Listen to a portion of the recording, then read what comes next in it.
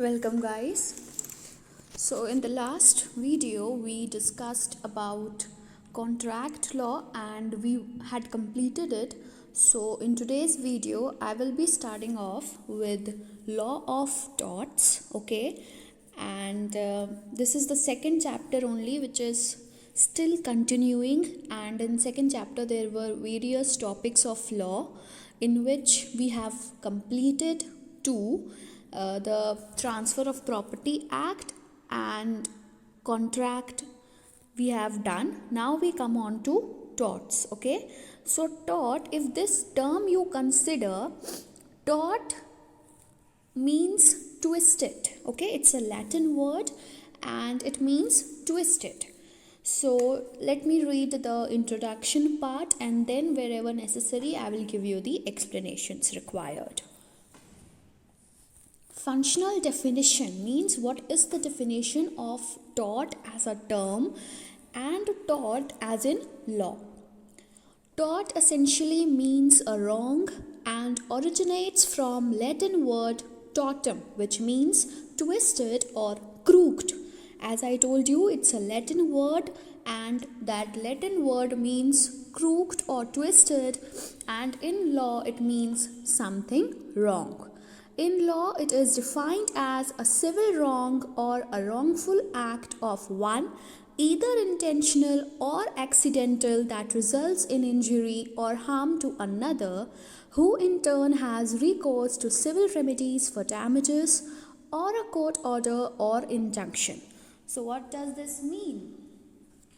In law, tort is a civil wrong, okay? Remember, tort is a civil wrong, it is not a criminal wrong. So many a times I have seen in mocks or in competitive examination, this 1 mark question can be put up that like in multiple choice, tort is option A civil wrong, option B criminal wrong, option C both, option C either.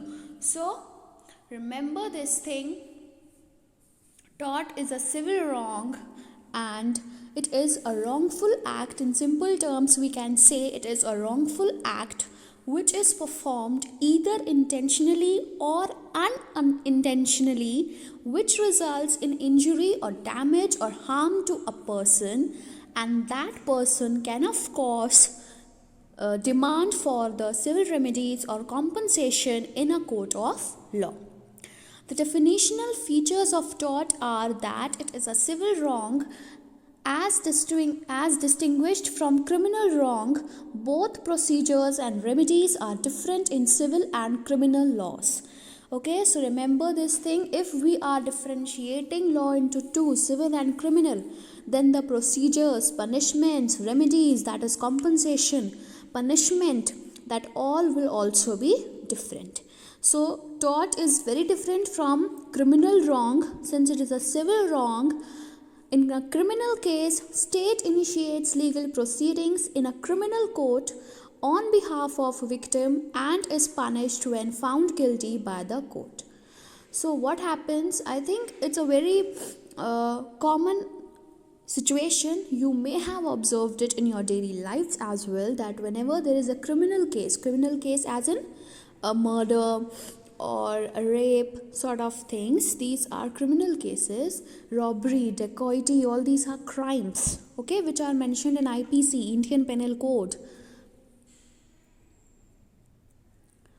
So in a criminal case there is a public prosecutor who represents the state. Public prosecutor is a lawyer who fights the case and represents the state. That is, state is what? The government, okay? Society, that is a state.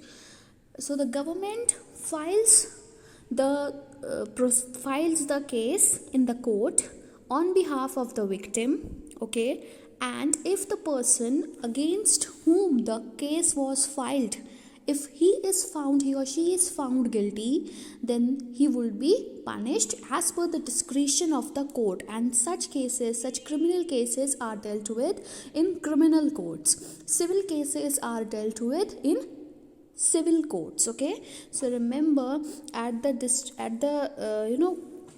we say that at the state level or at the city level there are two types of courts, civil and criminals. Okay, and for civil matters person goes to civil court, and for criminal matters person goes to criminal courts. So depending upon the types of cases that need to be dealt with, courts are distinguished, their purposes are specified so that there may be less pendency of cases on a particular court of law. But I think that agenda is not yet achieved, because there is still a lot of crores of pending cases in India. Let's keep that thing aside and we continue with what we were studying. So remember, in a criminal case, the state or the government files the suit in the court, in a criminal court rather, on behalf of the victim. So victim doesn't has to pay the fees, the state does that. Okay, so the state is on behalf of victim. Public prosecutor is the lawyer who represents the state in such situations, and the person who is found guilty will be punished accordingly by the court. A civil action like the tort suit, because tort is a civil wrong, is pursued in a civil court where victim or victim's representatives or survivors prosecute the wrongdoer, usually for compensation in form of money and also at times for other liability or injunction. So a civil action, that is a civil matter suit, is put up in a civil court of law where now the victim sues. Okay, the victim sues the victim himself or his representatives, or if the victim due to the accident has died by chance, then the survivors, the heirs of that victim will file the case in the civil court of law for the wrongdoing, and compensation or the damages can be in the form of money. It can be a certain amount of money, and that what amount of money will be paid as compensation will be decided by the court. Okay, so person claims that he wants such and such amount of money, but that same amount will be provided, or lesser or more than that all will be depending upon the discretion of court. Okay, so the compensation can be in the form of money, it can be in the form of liability, that if there is a death of a person by accident or intentionally by another person who has committed a tort, then I can demand that there was no other parent. Like for suppose there is a single mother, okay, and due to an accident, you will see that what all situations are present in a tort. So due to an accident, this single mother dies. Now the child is of 16 years and he is studying in say class 10th. Okay, now the victim survivor, now this person, since the child is minor, so he cannot himself sue, so he will get a representative, a guardian or so, and he will be suing, or that guardian will be suing the person who has led to the death of this single mother. And thereafter, this person, this representative of single mother, can demand that now only 2 years of schooling is left for this child, and since you have done an action which has resulted in his mother's death, now there is no one who will pay the fees or who will be helping this child out, so now you will have to pay. So that can be in amount of money, or that can be in amount of care that he gives the child. So it can be in many situations, and it all depends upon discretion of the court. Generally, tort cases result in compensating victim, and criminal lawsuits are about punishments. So generally what happens in tort cases, the remedy is monetary amount, that is compensation. And in criminal cases, we give punishments, because in IPC it is clearly mentioned that for what crime, what sort of punishment has to be awarded to the person. So in criminal cases, punishments are provided, and in tort cases, compensation in monetary amount is provided to the victim. Injunctions are court orders that, for example, may prohibit the wrongdoer from harming the victim or prevent the former from trespassing the latter's property. So injunction is nothing but a court order, and obviously if it is a court order, then it will be demanding or ordering the person that you will have to, like, the court will prohibit the guilty person from harming the victim anymore, and it will also prevent from trespassing. Trespassing means illegal encroachment into someone's property. Illegal encroachment, obviously it will be without the permission of the owner of the property. Okay, like if there is a property, it is barren land, and a person A was passing through this road from long time ago, and he has seen that nobody has come. The owner cannot be seen, the owner is not using the land, and owner is not making any building or any construction on the land. So it is completely barren for say 5 years or so. And so this person A has found an opportunity that he will be encroaching upon this land, since there is no ownership, there is no one construction, nothing is plotting upon this particular piece of land. So this A now decides one day he has brought some laborers, and he is in a mind that he will be building a mall over it, from which he will yield money. Okay, so in such a case, if it happens and any other person, say B, has told the owner of this land that an encroachment has been taken place on your piece of land, and now you have to come, and or either you can file a suit. So this is known as trespassing, that the property is not yours and you are illegally and without the permission of the owner, you are encroaching upon the property of another person. So that is trespass. Okay, you may have seen that there are boards put up in the unused pieces of lands where it is written trespassers will be prosecuted. Okay, so trespassers will be prosecuted. That means if any person who tries to illegally encroach upon the property, then he will be dragged to the court, and he will be provided the punishment. So that's all. Occasionally, courts may also grant punitive damages which are cost or damages in excess of compensation. Tort can be intentional or accidental and include wrongful acts of kinds of battery and assault. Okay, so battery and assault. Physical or mental injury to the claimant. Claimant means to the one who complains. Now, if a person A has given injury to B, then it will be assault. Now, one thing more, there is a very minute difference between these two terms, battery and assault.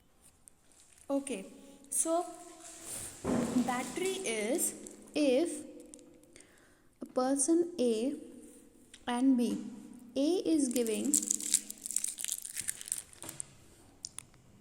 a slap to B. If A gives a slap to B, there is a contact. Yes? So a contact is established as soon as the hands of A touch the skin of B. Let it be of face or any other body part, shoulder or face, whatever. But if the hands of A is touching the skin of B, a contact is made. So when there is a contact or touch, that means it is battery. When there is no contact made, only an action is shown, that if I come there, I will beat you. Okay, not saying this also, saying this that if I come there, as soon as I come there, I'm gonna beat you very hard, or I will give you a very bad thrash, right? Teachers say like this, but it is just a threat of action, that if I come there, I'm gonna perform this action. So just now, till the time I had not performed that action, it is only a warning, it is only a threat of harm, right? It is only a threat. So when the contact is not established, only an oral threat is there. Like if a person is showing an action that, see, imagine the action, I'm just saying, you have to imagine. If a person is showing the action that if I come there, I will be giving you a slapping action, or the fist is closed and it is showing like, which indicates mukka de dunga sort of things, right? So if that action is shown, so if actions are shown from a far off distance and there is no contact or touch made, then that is assault. And as soon as the contact or touch is made, assault becomes battery. Okay, so remember, assault is the threat of mental or physical injury to the person, and battery is the intentional touch or contact made. And then obviously if the contact is made, if you are getting slapped, then it is an injury, but till the time contact is not made, it is assault. As soon as the contact is made, it becomes battery. I hope it is clear. Now, nuisance. Nuisance is intrusion with one's enjoyment. Like it is a very general term which we speak. What nuisance is this? That means you are disturbing me, right? You are creating a nuisance, you are creating a disturbance. And if it is a disturbance, if I am getting irritated by your action, that means my enjoyment of life is getting disturbed because of you, right? So enjoyment is what? Enjoyment of property, enjoyment of life, enjoyment of land, okay, enjoyment of any life activity. It can be the right to sleep in a peaceful environment. So that all, like if I am throwing all my house garbage onto my neighbor's house, so that is also a nuisance, because his right of living in clean environment is being disturbed because of me. So that is intrusion with enjoyment of clean environment. So as I said, enjoyment of what? Enjoyment of living in a clean environment, enjoyment of property and all the rights which are associated with property. Okay, so that is, if you are disturbing or interfering with the right of another person, then that is nuisance. You are disturbing him. Defamation. Now defamation is made of two words. Now if I write defame, okay, fame means the reputation, or it's somewhat related to being famous for a positive thing. And defame, like wherever this word gets attached, it means the opposite, right? So defame is if I am lowering the fame or reputation of a person in society, or not in society as a whole, but even if in the eyes of a single person who thought that person to be right. I explain you what I am saying. If there are three persons, A, B and C, okay, this is an example with which I am trying to explain what defamation is. There are three people, A, B and C. A is like suppose A is printing a magazine to be circulated, okay. A is printing a magazine to be circulated in the society, and that magazine contains an article which says something bad, or something that would lower the reputation of B, that he is a corrupt officer. Now for suppose B is an officer at a reputed rank in the tax department, okay. In the tax department, he has a reputed rank, and everybody over there and in his neighborhood thinks very well of him, that he is a very nice person, he is an honest officer, and all such good things, positive things may have. Now if A publishes an article in his magazine that he is a he is a corrupt officer and he always comes late. That is not a very negative part. But if he is a corrupt officer and he always delays the work of the other people, he puts raid on the honest people, so many such bad things, he has an affair, extramarital affair, so all such things will lower the reputation of B in the eyes of people who think that B is a nice person, right? Obviously, if such and such articles will be published, then, and it is particularly denoting to this person only, this person working in this department, in this office, living in this area, this house number, so all the particulars are matching with this person, this B only. And if C reads this article published by A in his magazine and he was till now thinking good about B, will now start thinking bad about B. Are you getting my point?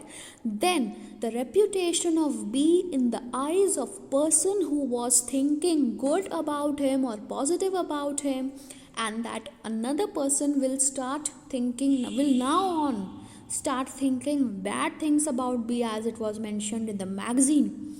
So now this situation will said to be a defamation. That article published in the magazine of A defamed B.